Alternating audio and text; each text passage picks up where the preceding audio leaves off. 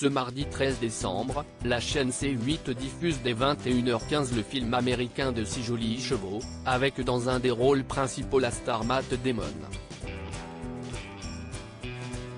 Si le long métrage est sorti il y a 21 ans maintenant, ce dernier reste encore marqué par une décision du producteur Harvey Weinstein à propos du film, dont il ne s'est jamais remis. Place au cinéma ce mardi 13 décembre dès 21h15 sur C8, et plus particulièrement à une adaptation du romancier américain Cormac McCarthy, avec la diffusion de 6 jolis chevaux de Billy Bob Thornton, ancien compagnon d'Angelina Jolie, sorti dans les salles françaises en 2001. Au casting, un duo très glamour composé de Matt Damon, récemment transformé pour Stillwater, et Penélope Cruz, qui a fait sensation sur le tapis rouge de la Mostra de Venise. Matt Damon regrette que 35% du film de 6 jolis chevaux ait été supprimé à la demande d'Harvey Weinstein. Toutefois, le projet imaginé par Billy Bob Thornton, vu dans la série Goliath sur Prime Video, a peu de choses en commun avec la version découverte par les spectateurs il y a 21 ans maintenant.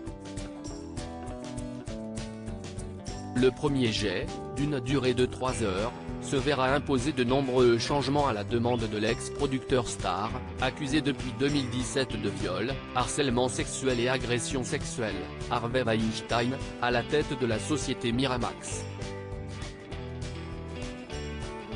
Après modification, de 6 jolis chevaux perdra 1 heure d'image et la bande originale sera modifiée. De quoi rendre Matt Damon très amer. On ne peut pas couper 35% du film et s'attendre à ce que ce soit le même, confiera-t-il à nos confrères d'Entertainment Weekly. Harvey Weinstein sur les modifications apportées au film de 6 jolis chevaux: ça me déprime énormément avant qu'il ne revienne sur le sujet il y a bientôt 5 ans, dans GQ, où Harvey Weinstein racontait lui aussi les coulisses du film. Les critiques n'ont pas été bonnes et le film n'a pas rencontré son public.